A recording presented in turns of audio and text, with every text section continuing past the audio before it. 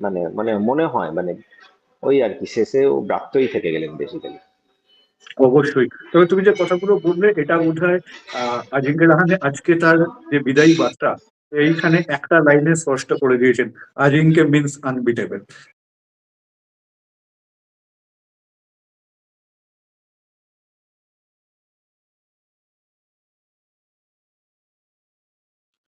শুধুমাত্র 85টা test match, 5,000-এর বেশি run এবং 12টা সেঞ্চুরি, এটা দিয়েই বোধহয় রাহানেকে মাপা যায় না। আজিঙ্কে রাহানেকে মাপতে গেলে বোধহয় দেখতে হয় তার ইনিংস গুলোকে চাক্ষুষ ভাবে। এবং অবশ্যই আর একটা জিনিস যেটা বলতেই হয় সেটা সম্ভবত ওল্ড স্কুল মুম্বাই ঘরানার যে ব্যাটিং, সেই ব্যাটিং এর শেষ প্রতিভু হিসেবে সম্ভবত ভারতীয় ক্রিকেটকে বিদায় জানালেন আজিঙ্কে রাহানে। আমার সঙ্গে রয়েছেন সন্দীপন ব্যানার্জি। সন্দীপন, হুইলোর বিলে তোমাকে আবার স্বাগত জানাই। তুমি আহ, অনেক দিন ধরে আজিঙ্কে রাহানে যে সময় তার ক্যারিয়ারের পিকে রয়েছে বা সেই সময় বা তার পরবর্তীতেও অনেক দিন ধরে তুমি আজিঙ্কে রাহানেকে খুব কাছ থেকে কভার করেছো। তো তুমি সেই জায়গা থেকে আমি যদি তোমাকে আজিঙ্কে রাহানে নিয়ে কিছু বলতে বলি, কি বলবে তুমি প্রথমেই? না, আপনি আমার মনে হয় আপনি ইন্ট্রোতে একদম ঠিক কথা বললেন যে ওল্ড স্কুল মুম্বাই ঘরানা যেটাকে বলে খারুস, ওই হুম। খারুস মুম্বাই ব্যাটিং স্টাইলের শেষ প্রতিভূ সত্যিই আজিঙ্কা রাহানে। মানে এরপরে যারা হুম। এসছে তারা কিন্তু নিউ স্কুল ব্যাটার, মানে যশস্বী জয়সওয়াল বলো, সরফরাজ বলো, কিন্তু হুম। আজিঙ্কা রাহানে ওই উইকেটে আঁকড়ে পড়ে থাকা, উইকেট না দেবার একটা হুম। যে একটা টিপিক্যাল মুম্বাইয়ের স্টাইল, সেটা কিন্তু আজিঙ্কা রাহানে ডেফিনেটলি, সেটা একটা ডেফিনেটলি আজিঙ্কা রাহানের মধ্যে সেই জিনিসটা ছিল। তাই জন্যই হয়তো সেনা কন্ডিশনে একসময় একটা সেনা সাইকেলে তার 40-এর ওপরে এভারেজ ছিল। ঠিক। তো এক সময় এমন হতো যে ওভারসিজে অজিঙ্কা রাহানে যখন রান পেত, ভারত সেই টেস্ট ম্যাচ জিততো। আমি টেস্ট ক্রিকেটের কথা বলছি, বলের কথা বলছি। হুম। আজিঙ্কা রাহানেকে আমার সবসময় না একজন আনসাং হিরো বলে মনে হয়েছে। হয়তো তিনি এক্স্যাক্টলি। যতটা ক্রেডিট পাওয়ার কথা সেই ক্রেডিটটা পাননি। ডেফিনেটলি 100টা টেস্ট ম্যাচ তার খেল তিনি ডিজার্ভ করতেন, তিনি খেলতে পারেননি। 185টা টেস্ট খেলেছেন। আহ, তাকে অ্যাজ এ ক্যাপ্টেনও তার যে মধ্যে যে প্রতিভাটা ছিল আনবিটেন, মানে 12টা টেস্ট ম্যাচে মনে হয় ভারতকে তিনি লিড করেছেন ছটা। যতদূর আমি ছটা। আমি এক্সাক্ট ডেটাতে যাই না ওরকমই। হ্যাঁ, হুম। যাই হোক, আনবিটেন ক্যাপ্টেন, এবং সব থেকে বড় তার আমার মনে হয় অ্যাজ এ ক্যাপ্টেন তার সব থেকে বড় অ্যাচিভমেন্ট হচ্ছে ওই অস্ট্রেলিয়া 2021, সেখানে ওই ঠিক। 36-এ অল আউট হয়ে যাওয়ার পর একটা ভারতীয় দল যাকে সবাই রাইট অফ করে দিয়েছিল, তার বেস্ট ব্যাটার বিরাট কোহলি ফিরে চলে এসেছিলেন, হুম। সেই টিমটাকে সেখান থেকে কামব্যাক করিয়ে সিরিজ জেতানো, তার পেছনে ক্যাপ্টেন রাহানে। এবং মনে রাখতে হবে 36-এ অল আউট হওয়ার পরের ইনিংসে কিন্তু মানে পরের টেস্ট ম্যাচের ফার্স্ট ইনিংসে মেলবার্নে বেসিক্যালি এমসিজিতে মেলবোর্নে। আজিঙ্কা রাহানের ব্যাটে একটা 100 এসেছিল, সেখান থেকে ওই কামব্যাকের ঘটনাটা পুরো শুরু হয়। কিন্তু হ্যাঁ। তুমি যদি দেখো at the end of the day, ওই সিরিজের জয়ের ক্রেডিটটা কিন্তু আজিঙ্কা রাহানে তেমন পান না। তো ঠিক। ইয়াস, একদমই। হি ইজ মানে একটা আনসাং হিরো তো ডেফিনেটলি তাকে বলাই যেতে পারে।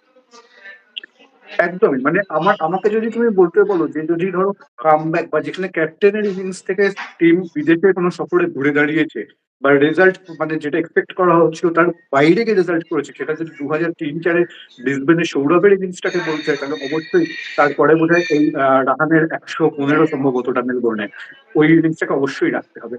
এর বাইরে তোমার কি মনে হয়, ধরো আমরা তো জানি রাহানের ব্যাটসম্যান রাহানের টেকনিক কতটা সলিড ছিল সেটা আমরা জানি, তোমার কি মনে হয় রাহানেকে এত কম সময়ের জন্য অধিনায়ক হিসেবে পাওয়াটা কোথাও একটা ভারতীয় ক্রিকেটে একটা ফাঁক থেকে গেল?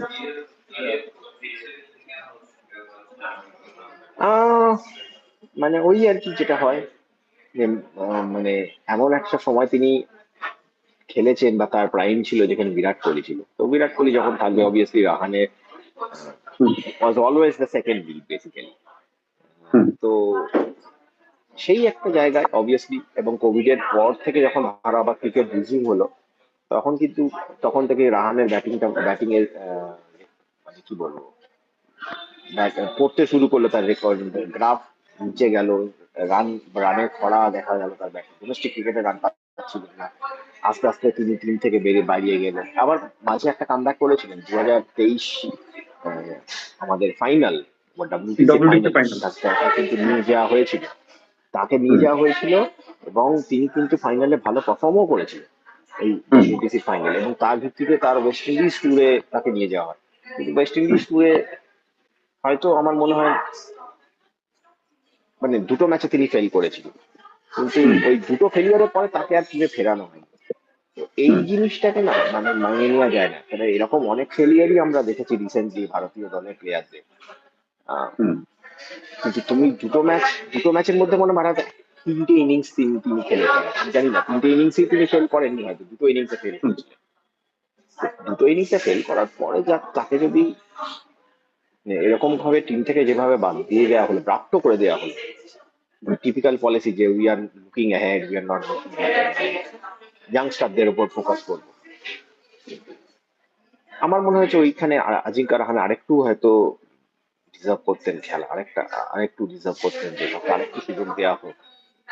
তার মধ্যে কিন্তু ওভারসিজ, স্পেশালি ওভারসিজ কন্ডিশন তুমি দেখছো এখন ভারতীয় ব্যাটিং এর কি অবস্থা। ওভারসিজ কেন, ঘরের মাঠেও আসছি আমরা, ওভারসিজেও আসছি, ঘরের মাঠেও আসছি। হুম। আমার মনে হয় স্পেশালি যেহেতু টিমটা এখন একটা ট্রানজিশন পিরিয়ডের মধ্যে দিয়ে যাচ্ছে এবং যাচ্ছিল তখন, তো আজিঙ্কা আরেকটু সিলেক্টর তারপর ধৈর্য ধরলে আমার মনে হয় আরেকটু বেটার, আরেকটু বেশি ইন্ডিয়ান ক্রিকেটকে তিনি সার্ভ করতে পারতেন। অবশ্যই, অবশ্যই। মানে এবং তুমি একটা কথা খুব ঠিকঠাকই বললে, মানে আমি নাম করব না কারোর, কিন্তু হয়তো মানে এর থেকে বড় ব্যাট প্যাচ নিয়েও তারপরেও কিন্তু কন্টিনিউয়েশন আমরা দেখেছি আহ, এই মানে সমসাময়িক ভারতীয় ক্রিকেটে। যাই হোক, তবে আমি তোমাকে আবার একটা ওই শুরুর জায়গাটা একটু ফিরে আসতে চাই। সেটা হচ্ছে যে এই এতদিন ধরে আজিঙ্কাকে ভারতীয় টিমের সঙ্গে কভার করার সুবাদে তোমাকে যদি আমি স্পেশালিটিটা বলতে বলি, আজিঙ্কা রাহানের স্পেশালিটিটা বা ইউএসপিটা কোথায় ও অনেকের থেকে আলাদা, সেটা যদি তুমি একটুখানি বলো। আমার মনে হয় আজিঙ্কা রাহানের মধ্যে একটা জিনিস ছিল, হয়তো বাইরে থেকে দেখলে তাকে বোঝা যেত না, বাইরে থেকে খুব soft spoken, always smile on his face, hmm, কিন্তু ভেতরে ভেতরে মানে অ্যাজ এ ক্যারেক্টার তিনি খুব স্ট্রং ছিলেন। হুম, তিনি পার্সোনালি নিজে কিন্তু খুব স্ট্রং অ্যাজ এ ক্যারেক্টার, আমার যেটা মনে হয়েছে তাকে দেখে। এবং আমার মনে পড়ে 2018 ট্যুরে, সাউথ আফ্রিকা ট্যুরে আমরা গিয়েছিলাম, প্রথম দুটো টেস্ট ম্যাচ অজিঙ্কা রাহানে টিমের ভাইস ক্যাপ্টেন থাকা সত্ত্বেও তাকে কিন্তু খেলানো হয়নি। হুম, আহ, তো মানে ম্যাচ চলা খেলার তাকে খেলানো হয়নি, ভাইস ক্যাপ্টেন রোহিত শর্মা খেলছিলেন তার জায়গায় বেসিক্যালি প্লে। তো অজিঙ্কা রাহানে অবভিয়াসলি সেটা খুব তার মানে একটা ডিসঅ্যাপয়েন্টেড তো অবশ্যই তিনি হয়েছিলেন, কিন্তু সেই ডিসঅ্যাপয়েন্টমেন্টটার তিনি জবাবটা যেভাবে দিয়েছিলেন, সিরিজের শেষ টেস্ট ম্যাচ জোহানেসবার্গ, ভারত সিরিজে 3 ম্যাচের সিরিজে অলরেডি হেরে গেছে গিয়ে গিয়ে পিছিয়ে, একটা ডিফিকাল্ট কন্ডিশন, টাফ উইকেট, সেখানে জোহানেসবার্গে আজিঙ্কা রাহানে এবং চিরেশ্বর পূজারা তিনি যে ইনিংসটা খেলেছিলেন, ভারত টসে জিতে ব্যাটিং নিয়েছিল ওভার, একদম একটা গ্লুমি কন্ডিশন, টাফ উইকেট, সেখানে আজিঙ্কা রাহানের একটা অনবদ্য ইনিংস ছিল। খুব বড় না, কিন্তু টাইমলি মানে খুব ইম্প্যাক্টফুল ইনিংস, এবং আজিঙ্কা রাহানে কিন্তু পরিচিতই ছিলেন এই ধরনের ইম্প্যাক্টফুল ইনিংস খেলার জন্য। তাই জন্যই তিনি যখন একটু 40 বা 30-এর বেশি রান পেয়েছেন, তুমি দেখবে হয়তো স্ট্যাটস উঠিয়ে তুমি দেখতে পারো, স্ট্যাটস নিয়ে ভারত কিন্তু সেই ম্যাচগুলো জিতেছিল, এবং ওই ওয়ান ডে টেস্ট ম্যাচও ভারত জিতেছিল, এবং তার পেছনে আজিঙ্কা রাহানের ওই ইনিংসটারও কিন্তু খুব ভূমিকা অনেকটাই রয়েছে। হুম। অবশ্যই, অবশ্যই।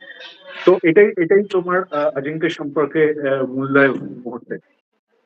আর আর আর কিছু স্পেশাল মোমেন্ট যদি হ্যাঁ তুমি মানে টাফ দর্শকদের জন্য ক্যারেক্টার, বাইরে শেয়ার থেকে দেখে করতে মনে চাও। হতো না, বাইরে থেকে দেখে মনে হতো না, কিন্তু খুব মানে খুব জেদি, খুব মানে টাফ যেটা ক্যারেক্টার, মানে আমি দেখতাম মানে ঘন্টার পর যে ঘন্টা নেটে পড়ে থাকছেন, টিমের বাইরে থাকলেও ঘন্টার পর ঘন্টা নেট সেশন করতেন, যে হুম, প্র্যাকটিসে নিজের মানে কোনো প্রস্তুতিতে কোনো খামি ছিল না, কোনো হুম, রকম কোনো কমপ্লিসেন্সি ফ্যাক্টর তার মধ্যে আমি দেখিনি, অলওয়েজ হাম্বল, অলওয়েজ মানে স্মাইল অন ফেস, ইয়ারার মতো বেসিক্যালি।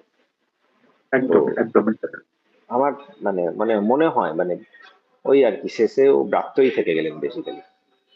অবশ্যই। তবে তুমি যে কথাগুলো বললে এটা বোধহয় আজিঙ্কে রাহানে আজকে তার যে বিদায়ী বার্তা, এইখানে একটা লাইনে স্পষ্ট করে দিয়েছেন, আজিঙ্কে মিন্স আনবিটেবল। এবং এইরকম একটা বিদায়, মানে এরকম একটা আবেগঘন বিদায় বার্তা অনেকদিন বাদে কোনো ভারতীয় খেলোয়াড়দের কাছ থেকে পাওয়া গেল। এই বিদায় বার্তাটাও মনে থেকে যাবে। আশা করি উইলার উইল টিমের পক্ষ থেকে এটা আশা করা হোক যে তার তার জীবনের দ্বিতীয় ইনিংসটা শুভ হোক, ভালো হোক। আহ, অনেক অনেক ধন্যবাদ সন্দীপন সময় দেওয়ার জন্য। আবার তোমাকে ধন্যবাদ। অন্য কোনো প্রোগ্রামে পাওয়া যাবে।